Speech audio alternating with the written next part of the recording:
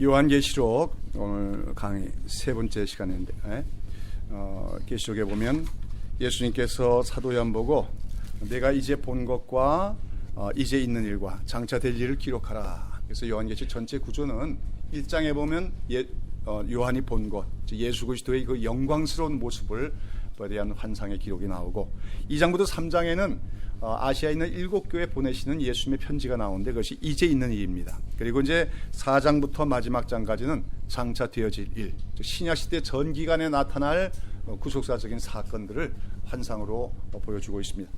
자, 그런데 오늘 여기 요한계시록 2장 3장에 보면 참 사도 요한이 그 주의 날에 혼자서 주님을 경배하다가 보게 된 그 영광의 예수 그리스도께서 7교회에 보내시는 편지들이 나옵니다. 이 7교회는 11절에 나오지만 어떤 교회입니까? 에베소, 서머나, 버가모, 두아디라, 사데, 빌라델피아, 라오디가 7교회로서 이 7교회는 지금 그 오늘날의 터키인데 터키의 서부 지역 그쪽에 가면은 그 7교회에 있던 자리가 이렇게 한 원처럼 이렇게 7교회가 원을 이루면서 위치하고 있는 것을 볼 수가 있습니다. 그래서 이제 오늘 이 본문에 나오는 7교회에 대한 예수님께서 보낸 편지들은 1차적으로는 문자적으로 그 당시 그 소아시아 지역에 있던 7교회에 주님께서 그 교회 상황에 맞게 보내신 편지라가 틀림이 없습니다. 그러나 이 7교회라고 하는 것은 그 1세기 당시에 그 터키 지역에 있었던 교회들 뿐만 아니라 오늘날 이 땅에 있는 모든 교회들을 대표한다고 할 수가 있습니다. 왜냐하면 이제 7교회인데 이 7이라고 하는 숫자는 항상 성경에서 보면은 이 완전수 또는 신성의 수로서 특별히 요한계시록에 보면 7이라는 숫자가 굉장히 많이 나와요. 근데 이 요한계시록에서 7이라는 숫자가 나오면 여러분 그것을 그냥 하나님의 of God, 하나님의라고 한 뜻으로 해석하면 거의 틀림없이 맞습니다. 예를 들어서 계시록 1장 4절에 보면 요한은 아시아에 있는 7교회와 편지하노니 이제도 계시고 전에 계시고 장차 오시리와 그 보좌 앞에 7영과 하겠죠. 하나님 보좌 앞에 7영이라는 거 할 때 7영이 무슨 말이? 7이란 말 대신 하나님의 그럼 되니까 하나님의 영, 그건 뭐죠? 성령을 가리키는 말입니다. 요한계시록 5장 6절을 보세요. 6절을 보시면은 또 거기 보면 내가 또 보니 보좌와 네 생물과 장로들 사이에 어린 양이 섰는데 일찍 죽임을 당한 것 같더라. 7뿔과 7눈이 있으니 이 눈은 온 땅에 보내심을 입은 하나님의 7영이더라 하겠죠. 보좌 앞에 어린 양이 계셔요. 어린 양이 누군지 알죠? 예수님이죠. 근데 예수님이 어떻다고요? 7뿔과 7눈이 있다고 했어요. 이 7교회에 정말 문자적으로 7뿔이 있고 막 7눈이 있는 거겠습니까? 괴물이지 그러면 어린 양이 아니라 7뿔이라 할 때 역시 하나님의 뿔과 하나님의 눈인데 뿔이라고 하는 말은 권능을 얘기합니다. 그 다음에 눈이라고 하는 건 지혜를 얘기합니다. 그러니까 우리 어린 양 되신 예수님은 하나님의 권능과 하나님의 지혜를 갖고 계신 분이고 또 근데 이 눈은 온 땅에 보내심을 입은 하나님의 7영이라 하나님의 보내심을 입은 성령, 하나님의 영, 성령이다. 즉 예수 그리스도로부터 성령이 나오시는데 예수님은 성령으로 충만하여 지혜가 충만한 분이다. 이런 말이죠. 그렇죠? 그러니까 7 그러면은 어떻게 해석하면 돼? 항상 하나님의 이런 뜻으로 이해하시면 됩니다. 그러니까 오늘 본문 속에서 예수님께서 7교회에 편지한다 하는 이 말은 물론 문자적으로는 1세기 당시 터키 지역에 있던 7교회지만 보편적으로 상징적으로 볼 때는 모든 하나님의 교회들에게 주님께서 편지한다. 이렇게 해석할 수가 있다고 하는 것입니다. 지난주에도 말씀드렸지만 우리 예수님은 어떤 분이시냐? 오른손에 7별을 붙들고 7 금촛대 사이에 다니신 분이다. 7 금촛대는 7교회라고 했죠. 예수님은 모든 교회들 사이에 운행하시며 그 교회들의 모든 사정을 감찰하시는 분입니다. 그러면 특별히 7 별을 붙들고 즉 하나님의 사자, 말씀의 사자들을 붙들고 그들을 통하여 끊임없이 교회들에게 뭘 주시는 분이에요? 말씀을 주시는 분이다. 이렇게 우리가 이해할 수가 있다고 하는 것이죠. 그래서 이제 오늘 우리가 이 7교회에 대한 내용들을 살펴보기를 원하는데 제가 이 7교회에 대해서 1시간 다 강의할 수도 있겠지만 시간 절약상 전체를 하지 않고 요약적으로 말씀을 드리도록 합니다.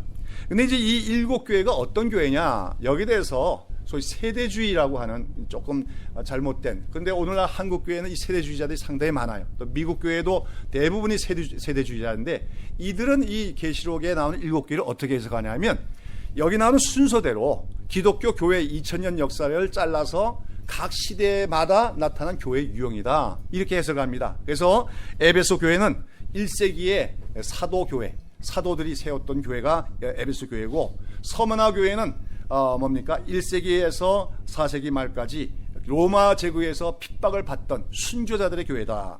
근데 버가모 교회는 콘스탄틴 황제에서 기독교가 공인받고 나서부터 그 다음에 로마 교황권이 형성되기까지의 교회다.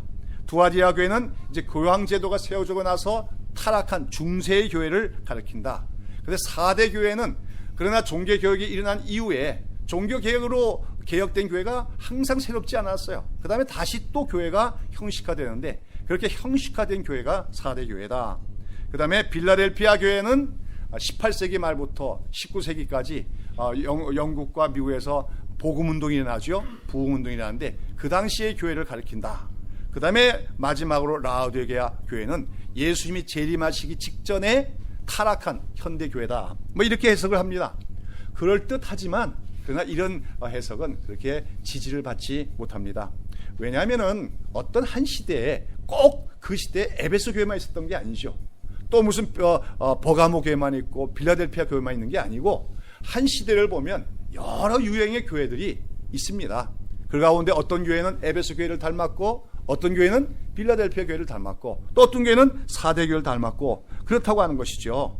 말하자면 어떤 교회는 생명력을 잃고 막 죽어 믿음 가운데 죽은 믿음 가운데 있는가 하면, 그 어떤 교회는 정말 살아있는 믿음으로 참 그 시대의 정신에 거슬러 순교의 정신으로 믿음 생활하는 교회도 있다고 하는 것이죠. 그래서 우리는 이 요한계시록 2장과 3장에 나오는 7교회를 오늘도 이 땅에 있는 모든 교회들을 대표하는 교회라고 얘기할 수가 있고, 그렇게 본다면 오늘 이 땅에 있는 모든 교회들은 어떤 면에서 여기 나오는 7가지 교회의 유형의 한 가지에 속한다고 볼 수가 있다고 하는 것이죠. 자, 그러면 오늘 우리 한국 교회는 이 7가지 교회들 중에서 어떤 유형의 교회에 속한다고 할 수가 있을까요? 또 우리 새벽에 있을 교회는 이 7교회 중에서 어떤 교회와 비슷하다고 생각이 드십니까? 생각해 본 적 있습니까? 자, 한번 7교회의 특징을 제가 간단히 요약해서 말씀드리면, 에베소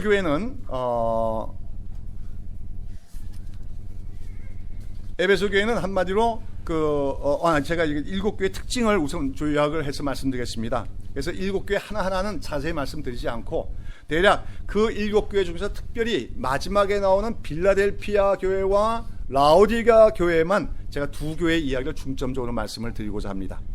그런 가운데 이제 7교회의 특징을 요약해서 말씀드리면, 이 7교회 중에서 2개의 교회는 예수님으로부터 칭찬만 받는 교회가 있어요. 그 교회가 뭐냐면 빌라델피아 교회와 서머나 교회입니다. 이 빌라델피아 교회는 한마디로 작은 능력을 가지고서도 말씀에 순종하며 주님께 충성한 교회였어요. 그 다음에 서머나 교회는 핍박을 받는 가운데 순교자를 배출하면서도 신앙의 절개를 지킨 교회가 서머나 교회입니다. 자, 그런데 반면에 예수님부터 전혀 칭찬은 받지 못하고 책망만 받는 교회가 또 2교회 있어요. 그게 뭐냐면 4대 교회와 라오디게아 교회입니다.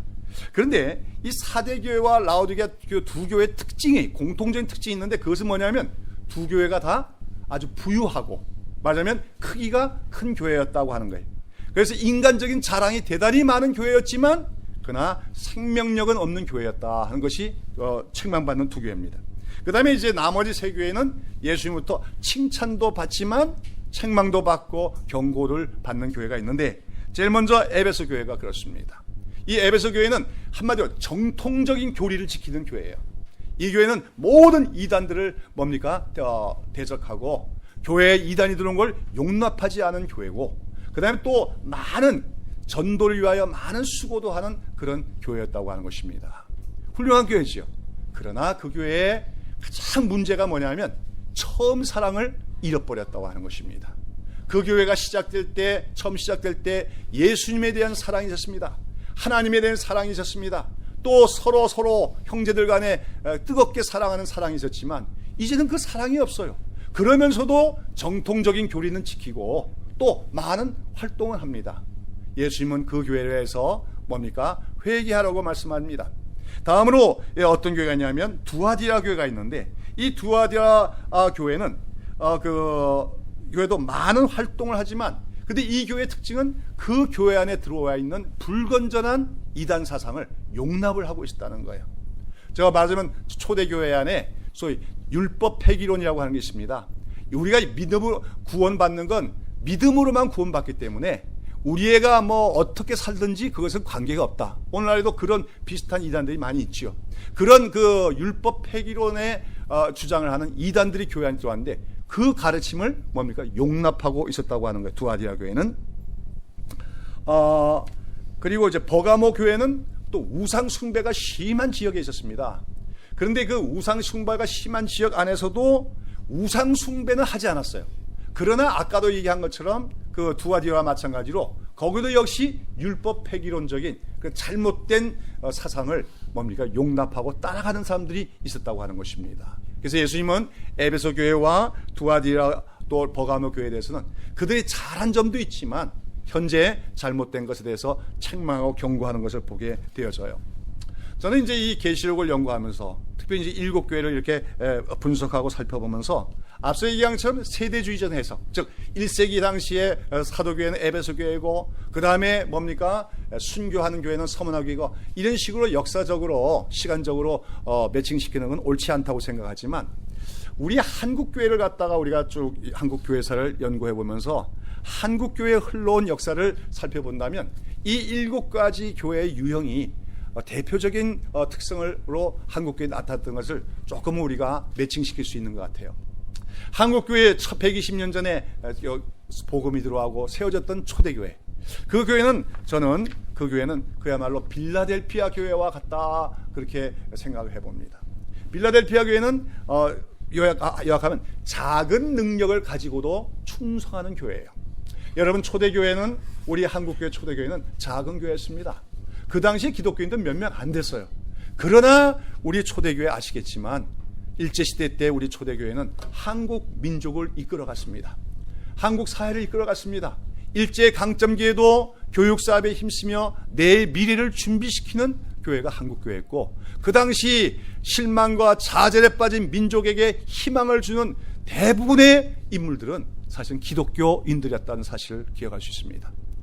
자, 그러다가 빌라델피아 교회 같은 한국교회, 그러다가 이제 일제에 의한 기독교에 대한 대핍박이 일어나고 특별히 신사참배 강요가 일어났을 때 그 믿음을 지켰던 교회가 있는가 하면 신사참배를 하며 타협을 했던 2가지 교회가 있지요. 그 2교회를 저는 서머나 교회와 버가모 교회였다 얘기할 수가 있습니다.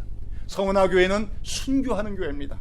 우리의 한국교회 전통 속에는 순교자들이 있었습니다. 주기철 목사님이 있고 많은 성도들이 신사참배를 거부하다가 옥중에 가서 거기서 죽으시기도 하고 고난을 당하셨던 교회, 서머나 교회 같은 경우는, 그러나 동시대에 무슨 교회도 있어요? 버가모 교회도 있어서 그들은 결국 우상숭배에 굴복하고 말았다고 하는 것이죠.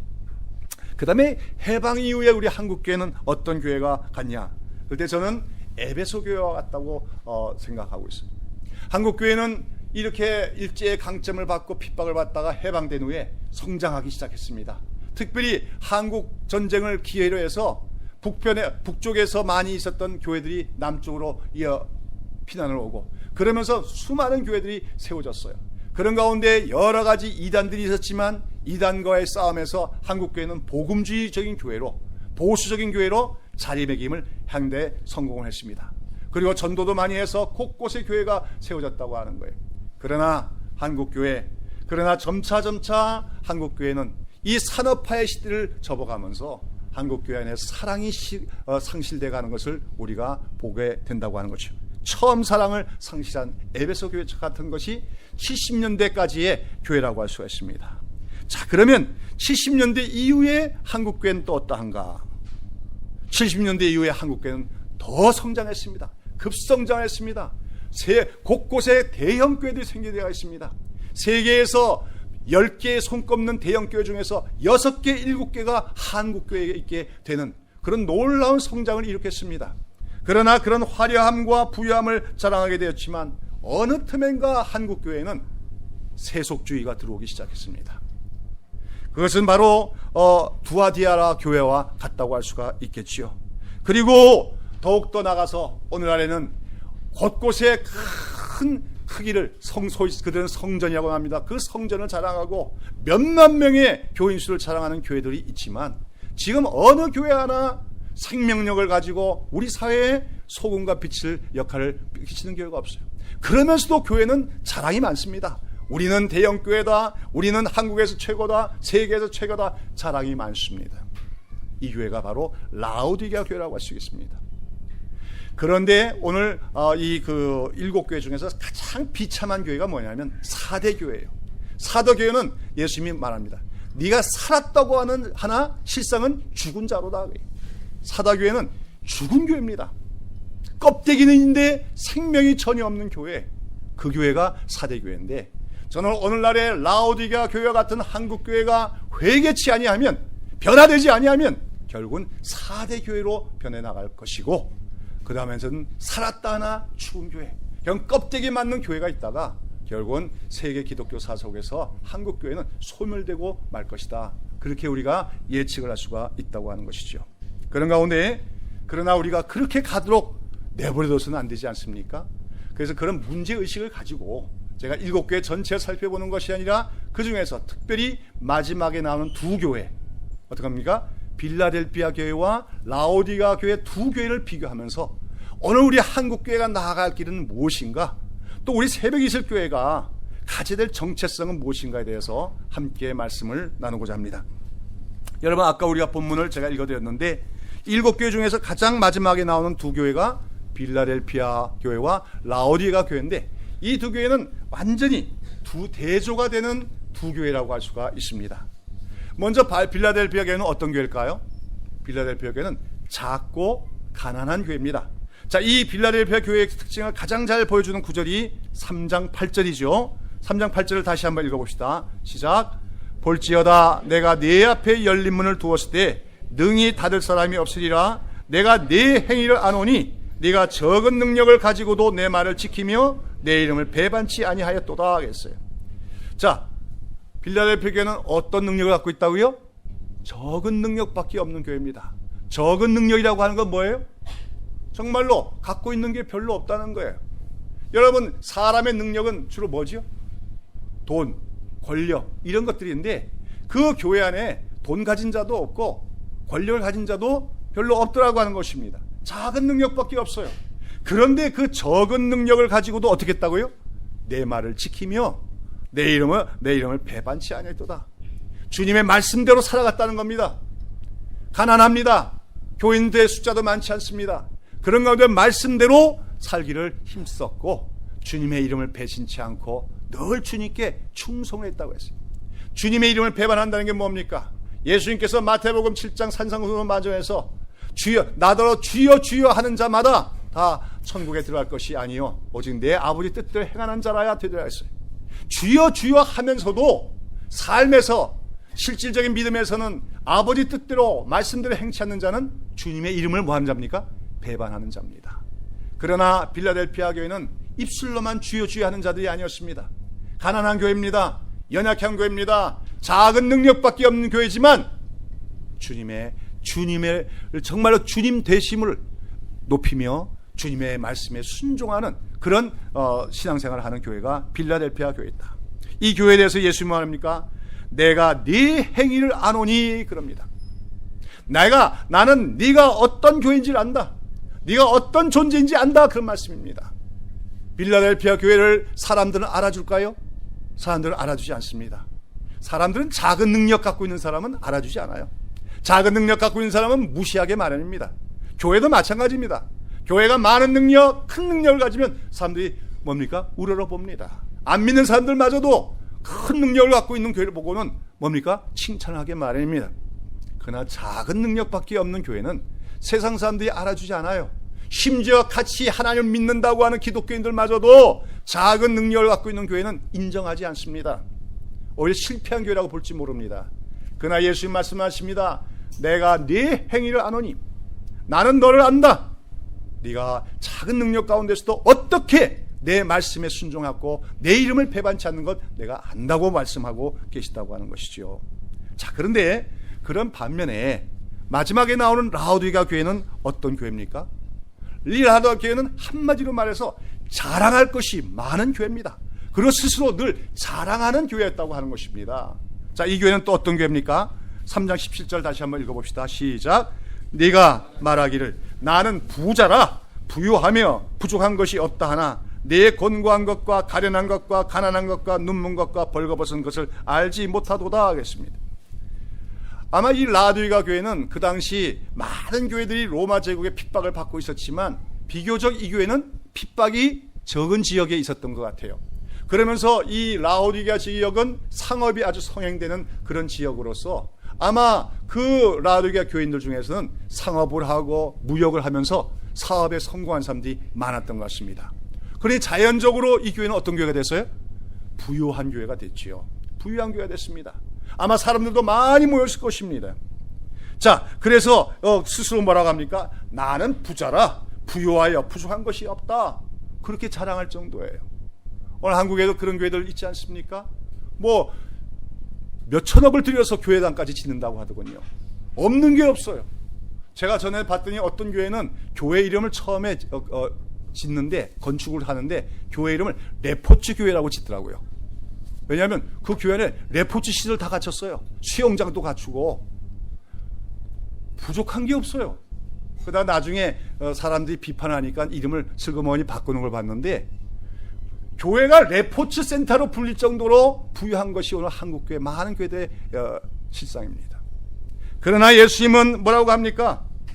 너 스스로는 나는 부자라 부유하여 부족한 것이 없다고 하지만 내가 볼 때 너는 어떠다? 너는 곤고하고 가련하고 가난한 자요 눈먼 자요 벌거벗은 자라고 예수님은 말씀하고 계십니다. 스스로는 부유하다고 생각하는 그 라오디게아 교회에서 실상은 영적인 실상은 너는 가난하고 가련하기 짝이 없는 자다 예수님 말씀하고 계시다는 거죠. 없어요. 영적인 생명력이 아무것도 없어요. 가마력이 없어요. 특별히 이 교회의 불행은 뭐냐면 영적으로 눈이 먼 교회였다는 겁니다. 자, 오늘 예수 말합니까? 네가 눈먼 것과 벌거벗은 것을 알지 못한다.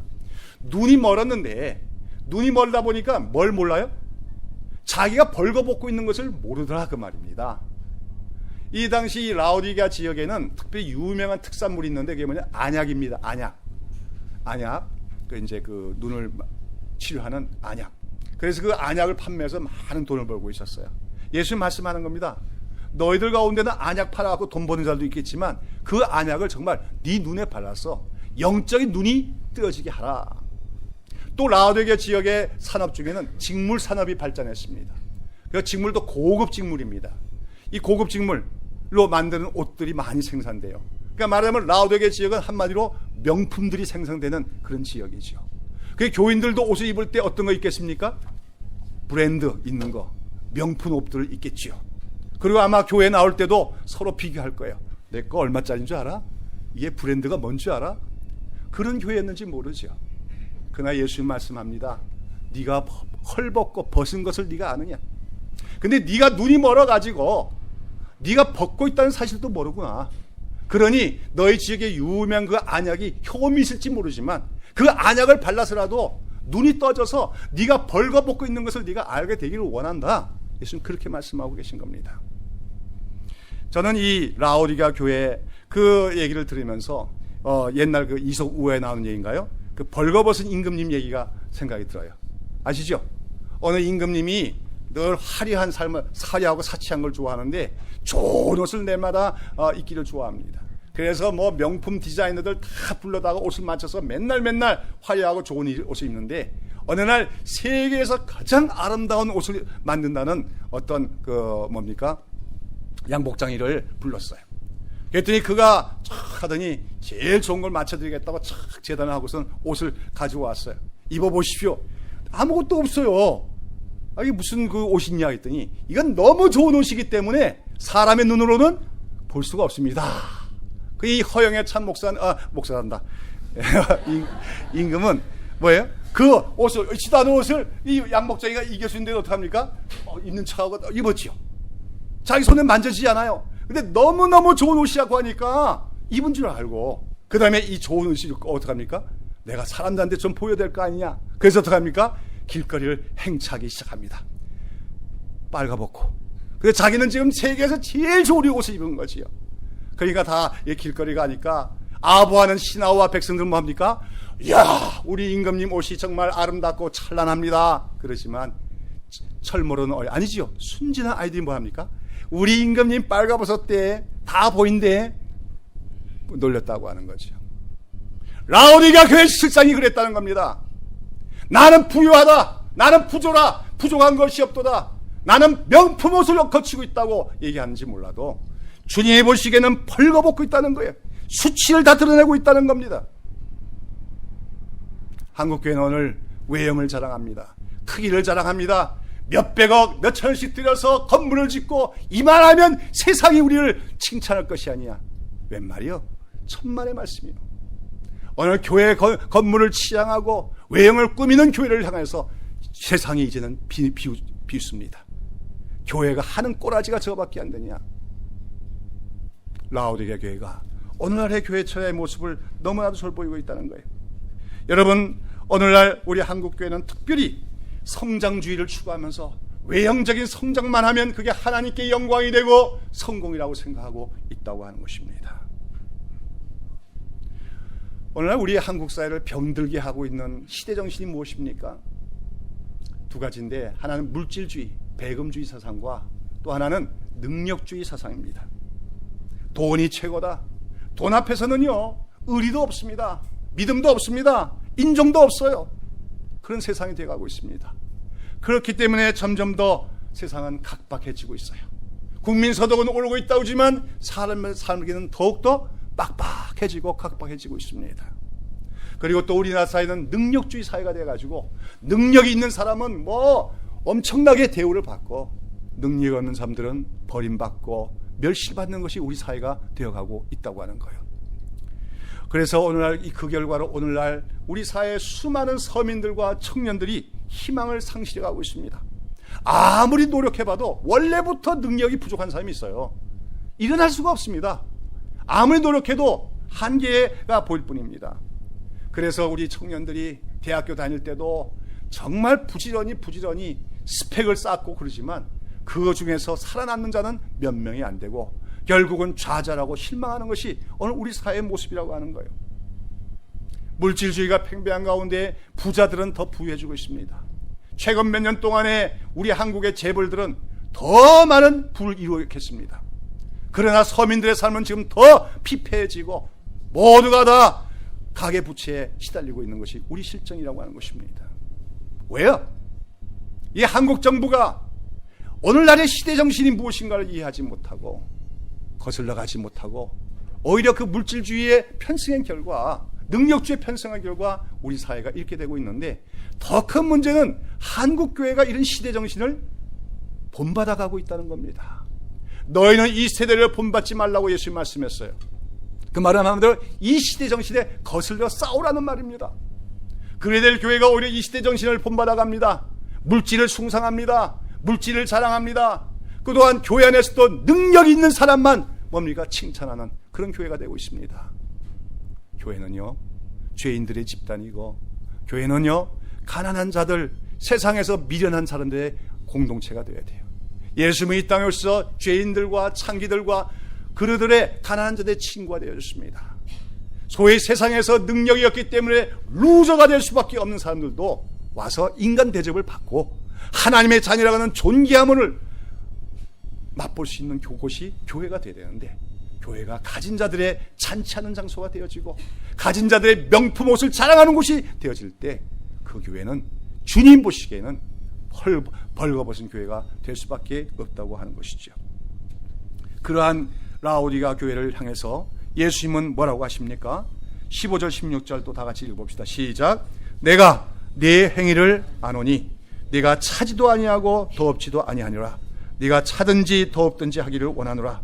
네가 이같이 미지근하여 더없지도 아니하고 차지도 아니하니 내 입에서 너를 토하여 내려치리라. 차지도 않고 덮지도 않다. 이 뭐냐면 겉으로 주여 주여 말은 많이 하고 있지만 실천이 없는 그런 믿음을 얘기합니다. 또 주여 주여 하고 뭐 믿음이 좋은 것 같지만 실질적으로 예수님과의 인격적인 교제는 없는 걸 얘기합니다. 그래서 이 라우디게에 보면은 우리가 잘 아는 말씀 뭐라고 했습니까? 20절 보면 내가 볼지어다 내가 문 밖에 서서 두드리더니 누구든지 내 음성을 듣고 문을 열면 내가 그에게로 들어가 그로 더불어 먹고 그는 나로 더불어 먹으리라. 어떤 선교단체에서는 이걸 갖다가 예수님 전도에서 예수님 영접할 때 사용하게 하는 성구를 이용해요. 그런데 그거 아니에요. 이거는 이미 믿는 자들에게 주시는 말씀입니다. 그런데 믿노라고 하는데 그들의 에서 주님은 어디 계시다는 거예요? 그들의 마음 문 바깥에 계셔요. 마음 문 안에는 누가 주인으로 있어요? 자기가 주인으로 있어요. 내 삶의 주인은 자기예요. 주님은 문 밖에 서 계셔요. 예수님 말씀하시는 겁니다. 내가 두드리더니 문을 열라. 그리고 네 마음에 있는 보좌에 내가 앉고 너를 내가 통치하게 하라는 거예요. 그러면 어떻게 하리라? 내가 너로 더불어 먹으리라. 더불어 먹는다는 건 영적인 교제를 얘기합니다. 친밀한 교제를 하는 겁니다. 여러분 믿음이라고 하는 건 뭡니까? 주님을 믿는다는 건 주님과 우리가 인격적인 교제를 하는 거예요. 주님도 나를 알고 나도 주님을 알고 주님이 나를 보고 내가 너를 사랑한다 그러면 나도 주님도 사랑한다고 고백하면서 영적인 교제가 이루어지는 게 믿음 생활이에요. 그런데 라오디아 교회는 외형적으로는 화려했습니다. 부유했습니다. 그러나 주님을 마음에 모시지 않는 신앙생활을 했다는 거예요. 그런 교회에 대해서 네가 차지도 아니하고 덮지도 아니하여서 내가 너를 뭐하라고요? 토해하여 내치리라. 여러분 우리가 먹은 음식이 있는데 언제 토해내죠? 그 음식이 역겨울 때 음식이 먹었는데 맛있는 게 아니고 역겨우면 토해냅니다. 한마디로 이 말은 라오디게아 교회가 자랑이 많습니다. 스스로 부유하다고 얘기합니다. 그러나 예수님 보기에는 역겹다는 거예요. 너를 토해내리라. 얼마나 무서운 말씀이냐는 거예요. 그러나 놀랍게도 그런데 이 라오디게아 교회를 향해서 예수님은 내가 너를 사랑한다고 말씀하셔요. 한번 보실까요? 19절 보면 뭐라고 했습니까? 물은 내가 사랑하는 자를 책망하여 징계하노니 그러므로 네가 열심을 내라 회개하라. 내가 사랑하는 자를 책망한다고 했어요. 비록 라오디게아 교회는 외형만 그럴듯하고 실질적으로는 영적으로는 눈먼 자여 벌거벗은 자와 같았고 예수님이 역겨워하는 교회였지만 그래도 내가 너를 사랑한다고 말씀하십니다. 이것이 오늘 우리 주님에 대한 예수님의 관점이라는 걸 알아야 돼요.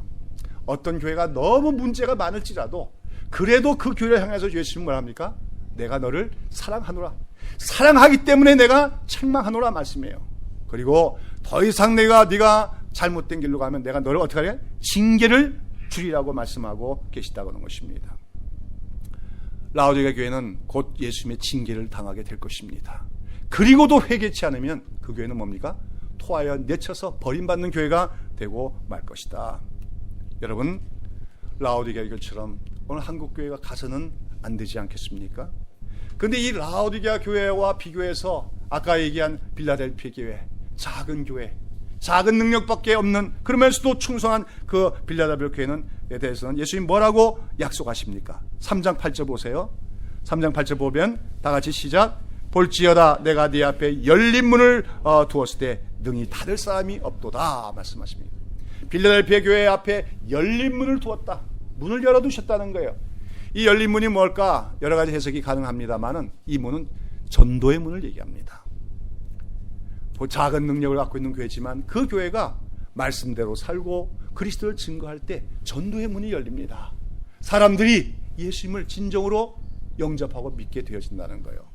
앞서 얘기한 라오디게아 교회는 전도의 문이 열린 교회가 아니라 전도의 문을 막는 교회입니다. 나 저 따위 교회 저런 교회는 안 다니는데. 저는 예수 믿지 않는 사람들이 인터넷상에서 교회에 대해서 여러 가지 글들을 쓴 거 보면서 정말 참담할 정도로 가슴이 아플 때가 많아요. 교회를 개독교라고 합니다. 그래서 교회들은 돈잔치하는 곳이라고 얘기합니다. 죄송한 말이지만 저도 목사입니다만은 우리 목사들을 보고 먹사라고 합니다. 먹는 데만 돌아다닌다고. 이렇게 조롱받는 교회는 전도의 문이 막히는 교회예요. 그러나 빌라델피아 교회는 작은 교회고 작은 능력밖에 없는 교회지만 주님께서 그 문을 여신다는 거예요. 전도의 문이 열리게 된다는 겁니다. 다음에 또 이 교회에 대해 예수님이 약속하는 게 뭡니까? 9절 다 같이 시작. 보라, 사탄의 외에 곧 자칭 유대인이나 그렇지 않고 거짓말하는 중에서 며칠 내게 주어 저희로 와서 내 앞에 절하게 하고 내가 너를 사랑하는 줄 알게 하리라. 유대인들, 유대교라는 것은 사탄의 회라고 사도 요한은 얘기합니다. 자칭 하나님의 백성이라고 얘기하지만 예수 그리스도를 모르는 자들은 사탄의 회라는 거예요. 그런데 초대교회에서는 이 유대교인들이 곳곳에서 상권을 장악하고 교회를 핍박할 때가 많았습니다. 자, 그런데 이 빌라델피아 교회가 작은 능력밖에 없지만 말씀에 순종해 나갈 때 그 자칭 하나님 백성이라고 자랑하면서 사탄의 회와 같은 유대인들이 그 교회 앞에 와서 어떻게 하게? 굴복하게 되게 한 거예요. 절을 하면서 당신들을 하나님이 정말로 사랑하는 줄 내가 알겠다고 고백하겠다고 얘기합니다. 현대적인 용어로 말하면 뭐냐니까? 여러 가지 이단에 속한 자들이 빌라델피아 교회 같은 교회 앞에 와서 무릎을 꿇고 당신들이 믿는 하나님이 참 하나님인 줄 내가 알겠소 고백하는 역사가 일어나게 되리라고 말씀하는 줄로 믿습니다. 영적 전쟁에서 승리하는 교회가 되리라는 거예요. 그리고 또 10절에 보시면 또 뭐라고 했습니까? 다 같이 네가 나의 인내의 말씀을 지켰은즉 내가 또한 너를 지키어 시험의 때를 면하게 하리니 이는 장차 온 세상에 임하여 땅에 거하는 자들 시험한 때라. 이건 물론 예수님 직전에 있게 될 대환란을 의미하지만 때때로 그 땅에 일어나는 여러 가지 환란의 때가 있다는 거예요. 근데 그 모든 사람에게 있는 환란의 때에도 마치 애굽에 있던 이스라엘 백성들을 흑암 가운데서도 그들에게 한번 광명을 주신 것처럼 빌라델피아 교회는 지켜주시겠다고 말씀하고 계십니다. 앞으로 한국 교회는 거대한 쓰나미가 몰려올 겁니다. 풍파가 몰려올 겁니다. 대지진과 같은 교회가 요동되는 사건이 일어날 것입니다. 그런 가운데서도 큰 교회당 지은 교회가 흔들리지 않는 것이 아니라 오히려 그 교회들은 무너져간 가운데서도 작은 능력밖에 없지만 말씀에 순종한 교회는 흔들리지 않고 주님께서 보존해 주시겠다고 약속하고 계신 줄로 믿습니다. 그리고 무엇보다도 영광스러운 약속이 무엇입니까? 12절 다 같이 읽습니다. 이기는 자는 내 하나님 성전의 기둥이 되게 하리니 그가 결코 다시 나가지 아니하리라. 이기는 자는 빌라델피아 교회는 어떤 교회라고요? 이기는 자입니다. 작은 능력을 갖고 있지만 이기는 자입니다. 라오디게아 교회는 큰 능력을 갖고 있지만 뭐 하는 겁니까? 패배하고 있는 교회입니다. 그러나 빌라델피아 교회는 작은 능력을 가지고도 이기는 자라고 했어요. 그런 이기는 자들에게는 내가 성전의 기둥이 되게 하리라 했어요. 여러분, 구약 성경에 솔로몬이 지은 영광스러운 성전이 있는데 그 성전에 딱 들어갈 때 제일 먼저 만나게 되는 게 뭡니까? 기둥입니다. 두 개의 기둥, 그 현관에 버티고 있는 큰 기둥이 있는데 그게 보아스와 야긴이라고 두 기둥이에요. 이 기둥가 얼마나 웅장한지 이 기둥만 보면 벌써 그 성전의 위엄과 영광이 나타내 보여주고 있습니다. 우리가 기둥 같은 사람이라고 그러죠. 여러분, 기둥 하나님의 교회, 하나님의 교회를 떠받들고 있는 기둥 같은 존재가 누가 될 거라는 겁니까? 능력이 많은 사람? 잘난 사람? 많은 업적을 이룬 사람? 아니라는 거예요. 작지만 작은 능력을 가지고도 충성하는 빌라델피아 교회 같은 성도와 교회를 하나님의 교회를 떠받드는 기둥과 같은 존재로 만들어 주시겠다. 천국에 가서도 그 기둥처럼 존귀 여김을 받는 자로 내가 인정하려고 말씀해 준 줄로 믿습니다. 여러분, 오늘 성경은 오늘 우리 이 시대 정신과 완전히 180도 다른 얘기를 하고 있음을 오늘 이 말씀 속에서 우리가 깨달아야 될 줄로 믿습니다. 오늘 우리 교회는 어떤 교회와 같습니까? 오늘 우리 교회는 어떤 교회로 나가야 되겠습니까? 오늘 제가 볼 때 많은 작은 교회가 있어요. 근데 그 많은 작은 교회들 중에는 크지 못해서 작은 교회가 있습니다. 크고 싶은데 라오디게아처럼 부유한 자가 되고 싶은데 안 되니까 늘 패배의식에 사로잡히는 교회가 있어요. 그러나 빌라델피아 교회는 비교의식이 없는 교회입니다. 큰 교회 부러워하는 교회가 아닙니다. 단 주님의 말씀만을 소중히 여기는 교회입니다.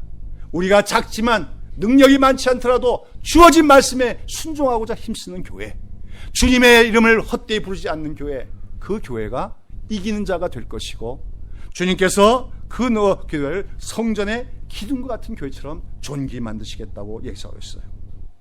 오늘 이 두 교회 얘기를 제가 말씀을 드리는 까닭은 이제 한국교회는 그동안에 라오디게아 교회를 지향하는 성장주의의 길을 걸어왔습니다. 이것을 이제 우리가 끝을 내야 된다는 거예요. 라오디게아 교회는 실패하는 교회요. 그것은 주님을 역겹게 하는 교회라는 것을 깨닫고 라오디게아 지향적인 성장주의의 시대가 끝맺음을 맺어야 됩니다. 그런 가운데 오늘 한국교회가 건강하게 되려면 우리 이 땅에 빌라델피아와 같은 작은 교회들이 많이 생겨나야 될 줄로 믿습니다. 작으면서도 작은 능력을 갖고도 예수의 말씀에 순종하는 그런 교회, 그런 교회만이 이 시대의 정신을 이기고 세상을 이기고 마귀를 이기고 주님의 영광을 나타나게 되는 줄로 믿는 것입니다. 특별히 저는 기도하는 제목 중에서 주여 이 땅에 오늘 이 땅에 정말 한국교회가 끝나가는 것 같은 그런 실상 속에서도 곳곳에 그래도 남은 자들이 모인 빌라델피아 교회들이 곳곳에 세워지게 하시고 이 교회들이 주님께 기도할 때 그리고 이 교회들이 서로 연대해 나갈 때 이 교회에 새로운 하나님의 부흥의 역사를 일으켜 주시옵소서 기도하고 있습니다. 또 그렇게 될 줄로 믿습니다. 그런 가운데 오늘도 이 말씀 속에서 우리 새벽에 있을 교회, 우리 새벽에 있을 교회는 어떤 교회와 같습니까?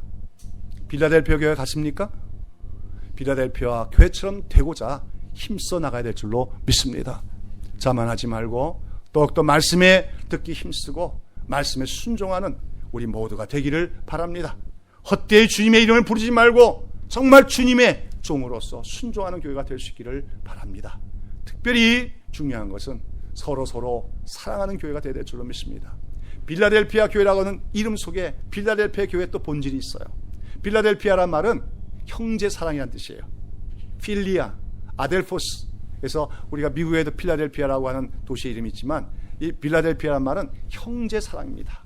이것은 뭐냐면 빌라델피아 교회가 작은 능력밖에 없는 교회예요. 요즘 말로 하면 교회당도 제대로 없어요.